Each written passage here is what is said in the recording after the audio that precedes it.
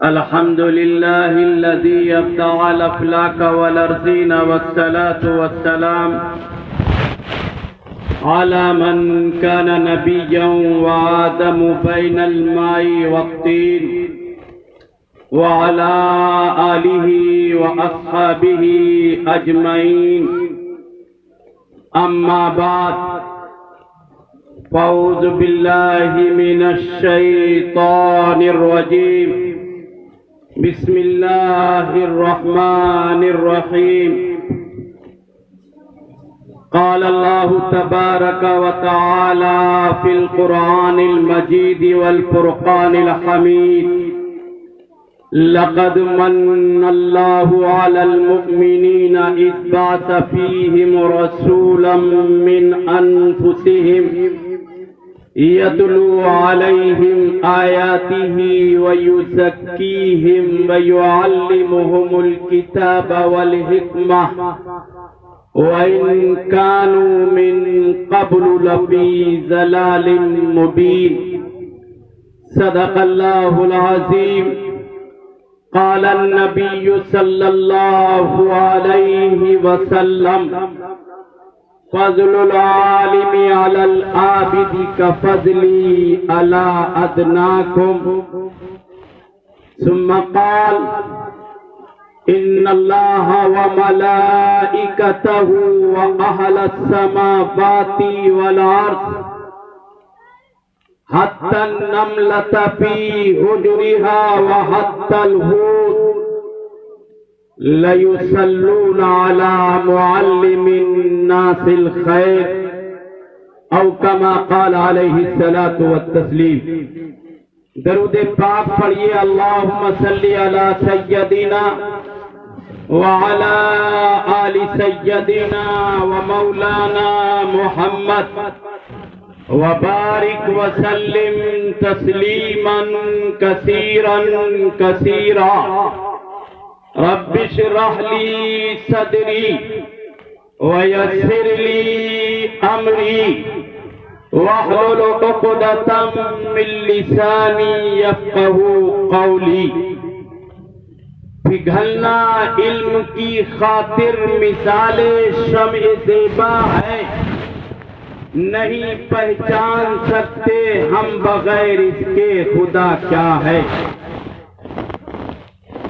یہاں سے لم یزل کے نور کی دھارا نکلتی ہے، یعنی مدرسوں سے، مدرسے سے. یہاں سے لم یزل کے نور کی دھارا نکلتی ہے. یہاں انسانیت معصومیت کے ساتھ پلتی ہے. نہ پوچھ ان فرقہ پوشوں کی ارادت ہو تو دیکھ ان کو. علماء کے تعلق سے نہ پوچھ ان فرقہ پوشوں کی ارادت ہو تو دیکھ ان کو. یدے بیضا لیے پھرتے ہیں اپنی آستینوں میں. اور مدارس کے تعلق سے، علماء کے تعلق سے کسی نے بہت اچھے اشعار کہے ہیں، مجھے یاد پڑتے ہیں، سنو. اتنی مشکوک نگاہوں سے نہ دیکھو ہم کو، امتحانوں کی سلیبوں پہ نہ پرکھو ہم کو. ہم سے اسلاف کی قربانیاں تابندہ ہیں، ہم سے ہر دور میں غداریاں شرمندہ ہیں. وقت آیا ہے اگر ملک پہ جانے دی ہیں، قید خانوں کی فصیلوں سے اذانیں دی ہیں. ہم نے اس ملک کے سرحد کی حفاظت کی ہے، ہم نے اس ملک کی سرحد کی حفاظت کی ہے. ہم نے اس دیش کی مٹی سے محبت کی ہے.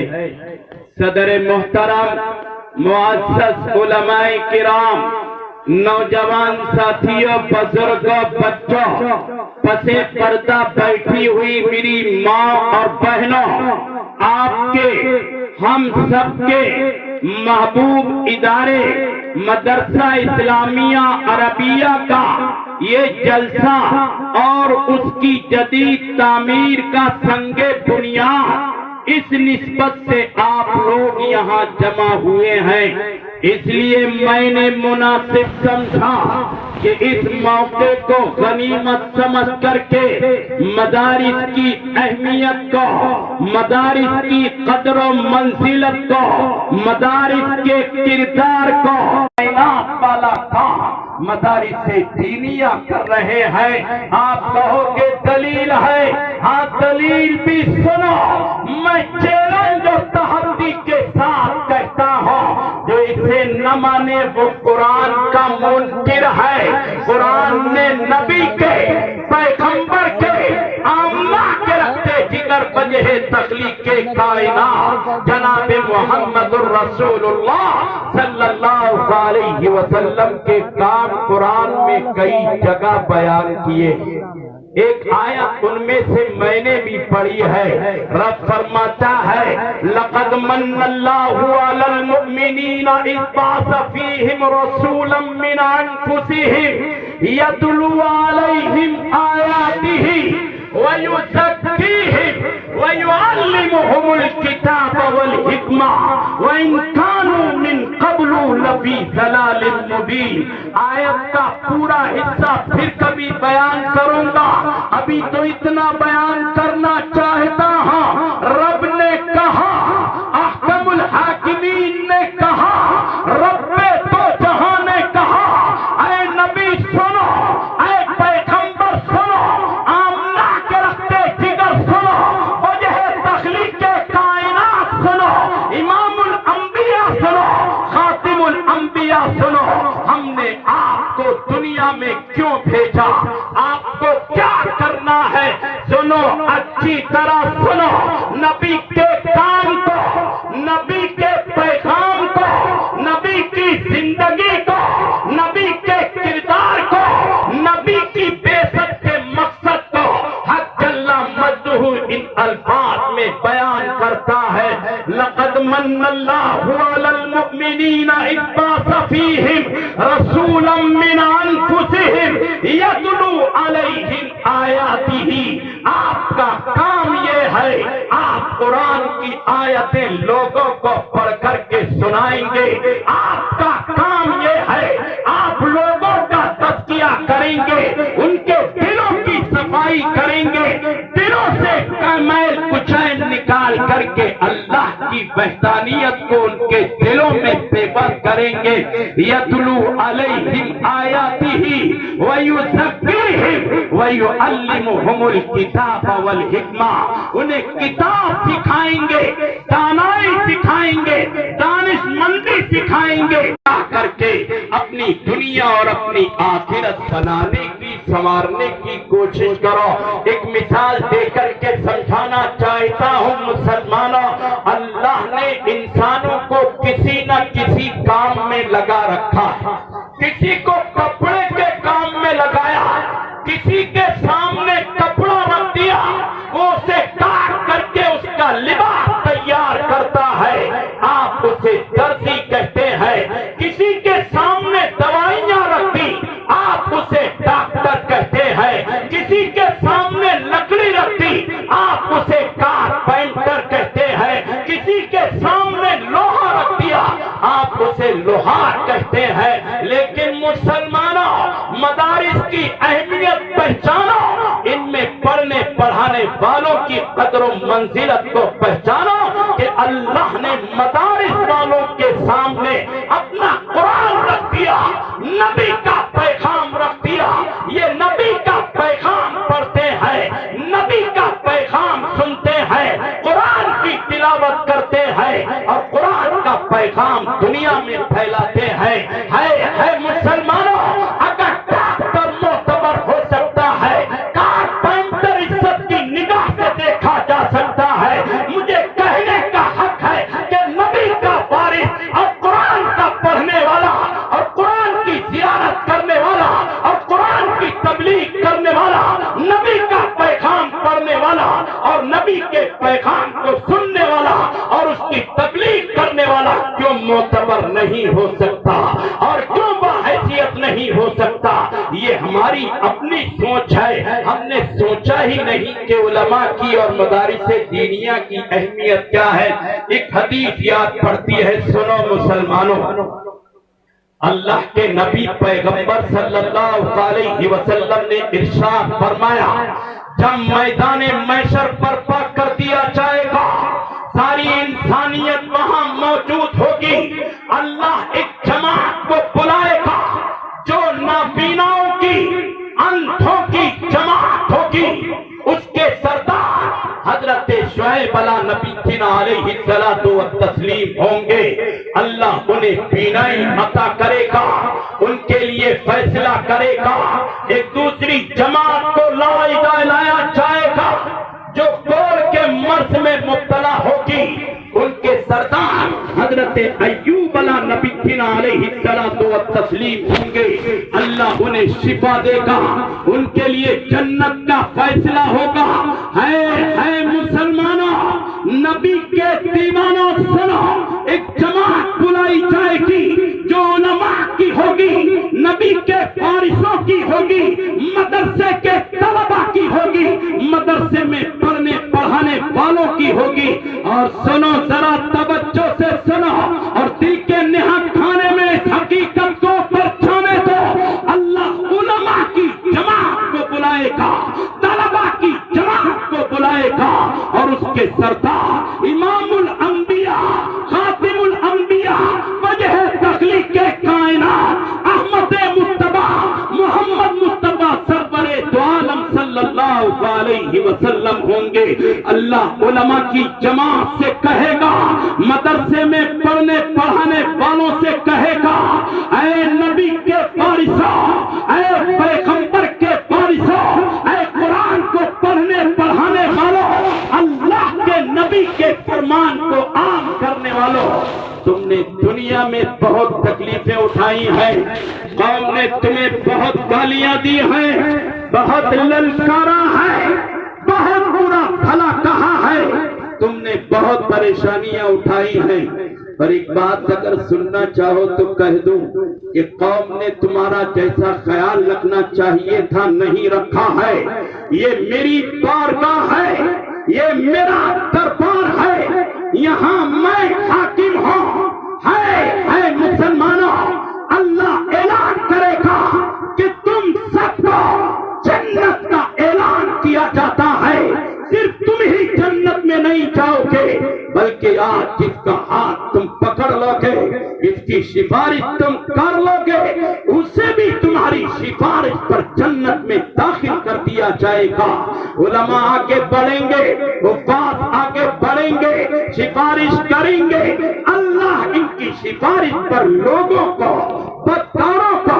گنہگاروں کو جہنم میں جانے والوں کو جنت میں داخل کرے گا اس لیے مسلمانوں یہ بغاوتیں ہوتی رہی ہیں ہوتی رہیں گی بے ایمان جانتا ہے نبی کا دشمن جانتا ہے پیغمبر کے دین سے نفرت کرنے والا جانتا ہے کہ مدارس میں پڑھنے پڑھانے والے یہ دین کے دربان ہیں یہ دین کے محافظ ہیں یہ دین کے چوکیدار ہیں اگر دین میں تمہیں ملاوٹ کرنی ہے اور دین کو بدنام کرنا ہے اور دین پر ڈکیتی ڈالنی ہے لوگوں کے ایمان کو لوٹنا ہے تو مدارس میں پڑھنے پڑھانے والوں کو بدنام کر دو خود ہی جب یہ لوگ علماء سے کٹ جائیں گے ان کے ایمانوں پر ڈاکہ ڈالنا انہیں لوٹنا انہیں تباہ کرنا انہیں برباد کرنا دین اور شریعت سے دور کرنا آسان ہوگا مسلمانوں اس لیے مدارس دینیہ یہ دین کے قلعے ہیں اور یقینی طور پر اللہ کے نبی پیغمبر صلی اللہ علیہ وسلم کے مہمان کھانے جو وقت مجھے دیا گیا تھا 10-12 منٹ اس میں باقی ہے آؤ مسلمانوں میں مدارس دینیہ کی اہمیت کو ایک واقعے سے آپ کے سامنے ذرا واضح کرنا چاہتا ہوں ایک جگہ ہے ہرات وہاں کا واقعہ ہے کہ وہاں کی سرزمین پر نبی کا مہمان کھانا ہے ایک مدرسہ ہے نبی کے وارث وہاں پڑھاتے ہیں نبی کے مہمان وہاں پڑھتے ہیں وہاں کا ایک وزیر تھا اس وزیر نے مدرسے میں آ کر کے کہا کہ استاد سے محترم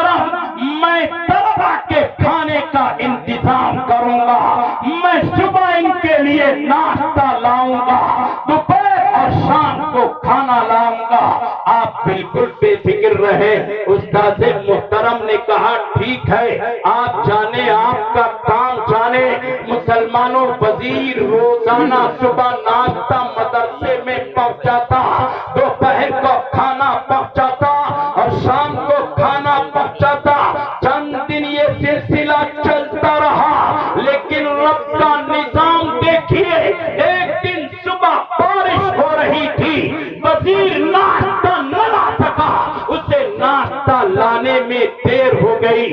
طلبہ تو طلبہ ہوتے ہیں، بچے تو بچے ہوتے ہیں، چاہے وہ ہمارے گھر میں رہنے والے ہوں اور چاہے مدرسوں میں رہنے والے ہوں، بچہ تو بچہ ہے، چاہے وہ علم کی بنیاد پر اور صلاحیت کی بنیاد پر بلی کیوں نہ ہو جائے، قابل احترام کیوں نہ ہو جائے، لیکن بچپنا تو اس کے اندر باقی رہتا ہے۔ بچوں نے آپس میں کہا، او ہمارا بیل کہاں ہے، آج ناشتہ لے کر کے نہیں آیا۔ اتنا کہنا تھا، وزیر آ گیا اور اس نے سن لیا دیوار کے باہر کھڑے ہو کر کے کہ طلبہ مجھے بیل بول رہے۔ ناشتہ لایا اندر، طلبہ کو جیسے تیسے دیا، استاد محترم کے پاس آیا اور آ کر کے کہا، او استاد محترم یہی سکھاتے ہوئے انہیں، یہی تعلیم دیتے ہوئے انہیں اتنا بھی سلیقہ نہیں ہے، ہم ان کے کھانے کا، ناشتے کا انتظام کریں اور یہ ہماری توہین کہیں۔ استاد محترم نے کہا، ہوا کیا ہے؟ کہا ہونا کیا تھا، ہمیں بیل کہہ رہے ہیں یہ طلبہ۔ اور سنو استاد محترم، آج سے نہ ہم ناشتہ لائیں گے اور نہ ان کے لیے کھانا لائیں گے۔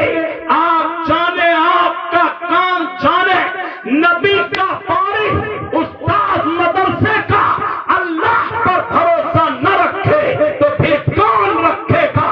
استاد محترم نے وزیر کی آنکھوں میں آنکھیں ڈال کر کے کہا، وزیر صاحب سنو، یہ مہمان نبی کے ہیں، یہ اللہ والے ہیں، اللہ اپنی قدرت سے انہیں کھلاتا اور پلاتا ہے، ان کی ضرورتیں پوری کرتا ہے۔ تمہارے لیے جب تک اللہ نے مناسب سمجھا، تمہارے کھانے کو، تمہارے عطیات کو، تمہارے ناشتے کو اور تمہارے دینے کو، تمہارے تعاون کو قبول فرمایا۔ اب اللہ نہیں چاہتا تو آپ سے منع کر دیا، اللہ انتظام کرے گا۔ وزیر صاحب چلے گئے گھر، رات آئی، رات کی تاریکی، رات کے سناٹے میں سو گئے وزیر صاحب۔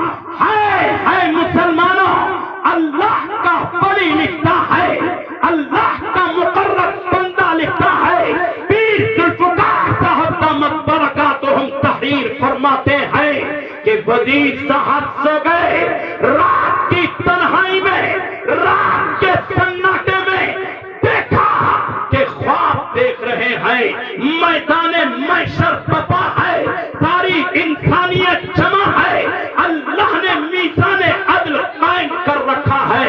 نبی کے وارثوں کو، مدرسے کے طلبہ کو بلایا گیا، اللہ نے کہا یہ نبی کے وارث ہیں، یہ پیغمبر کے مہمان ہیں، انہیں بغیر حساب و کتاب کے جنت میں داخل کر دو، نبی کے جو ہے حوض کوثر پر لے کر کے جاؤ۔